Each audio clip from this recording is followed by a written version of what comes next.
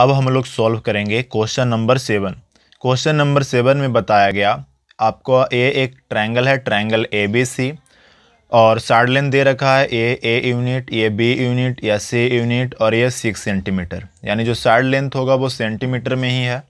और एक रिलेशन है कि cos C का जो वैल्यू है वो 1/3 है, और हमसे पूछा जा रहा है कि 1/A प्लस 1/B का वैल्यू क्या होगा।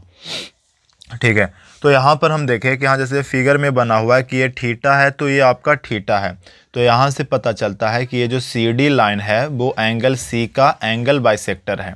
ठीक, तो इस क्वेश्चन को सॉल्व करना है, तो इस क्वेश्चन को हम लोग एरिया को इक्वेट करके सॉल्व करेंगे। जैसे कि अगर ये देखें कि अगर हम ट्रायंगल ABC को अगर देखें तो यह दो पार्ट में डिवाइड हो रहा है। एक ट्रायंगल C, यहाँ पर आपका ये हो गया DBC, और दूसरा DAC। तो यहाँ पर हम लिख सकते हैं कि area of triangle ABC is equal to area of triangle BDC plus area of triangle ADC। मतलब ये वाला पार्ट प्लस ये वाला पार्ट को अगर हम ऐड कर दें तो ये पूरा कंप्लीट ट्रायंगल ABC बनेगा।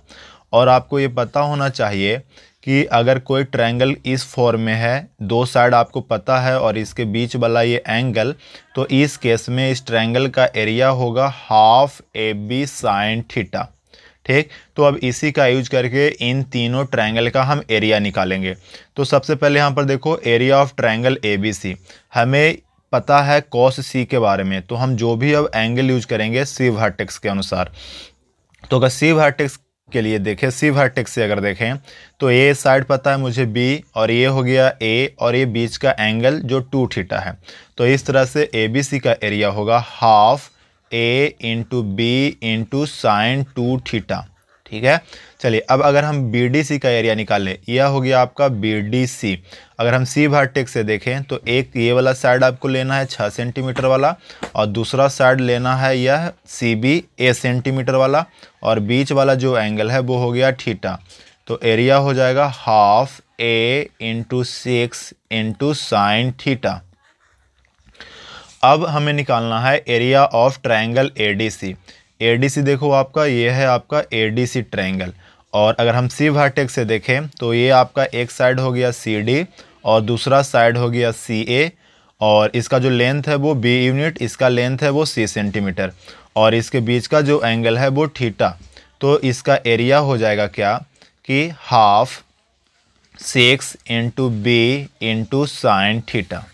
ठीक है, अब देखिए ये हाफ हाफ हाफ कॉमन करके हम तीनों कैंसिल कर लिए। अब यहाँ पर बचा A इंटू B। अब ये जो साइन थीटा है, तो साइन थीटा के बदले हम लिख सकते हैं 2 into sine theta into cos theta. अब यहाँ पर देखिए 6 साइन थीटा 6 साइन थीटा दोनों में है, तो 6 साइन थीटा को हम कॉमन कर लिए, और बच गया यहाँ पर आपका A प्लस B। अब यहाँ पर साइन थीटा से हम साइन थीटा को कैंसिल कर लिए, और 2 से इस 6 को 3 टाइम्स में कैंसिल कर लिए। तो यहाँ से आपका बचता है कि AB बराबर 3A प्लस B, और साथ में यह आपका cos थीटा भी यहीं पर होगा। ठीक, अब यहाँ पर देखो हमें ज़रूरत है 1/A प्लस 1/B का। अगर इसे हम आगे सॉल्व करें तो मुझे एलसीएम लेना पड़ेगा, और एलसीएम होगा AB। A से डिवाइड करेंगे तो यह B, और यहाँ पर ये हो गया आपका A, यानी A प्लस B/AB। तो आपको यहाँ से ज़रूरत पड़ेगा A प्लस B/AB, तो हम इस AB को हम RHS में लेकर चले जाते हैं, और इस 3 को LHS में। तो cos थीटा बाई 3 बराबर A plus B divided by AB। तो ये वाला जो देखो ये वाला वैल्यू आ गया मेरा cos थीटा बाई 3। अब अगर हम cos थीटा का वैल्यू पुट कर दें तो मेरा आंसर आ जाएगा।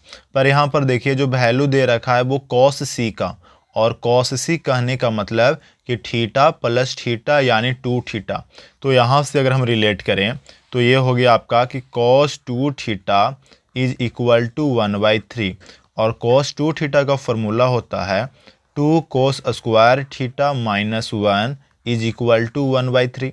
अब इस -1 को हम RHS में मूव कर देंगे, तो यह बन जाएगा 4/3, और यह हो गया आपका 2 cos स्क्वायर थीटा। अब 2 से 4 2 टाइम्स में कैंसिल होगा, अब स्क्वायर को जब हम दूसरे तरफ भेज देंगे तो ये स्क्वायर रूट हो जाएगा।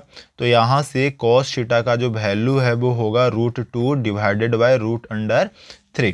ये वाला वैल्यू अब हम इसमें पुट कर देते हैं, तो यह हो जाएगा √2 बाय √3 और इंटू 3। तो हमसे जो पूछा गया था 1/a प्लस 1/b का वैल्यू क्या होगा, तो इसका वैल्यू होगा √2 डिवाइडेड बाय √3 इंटू 3।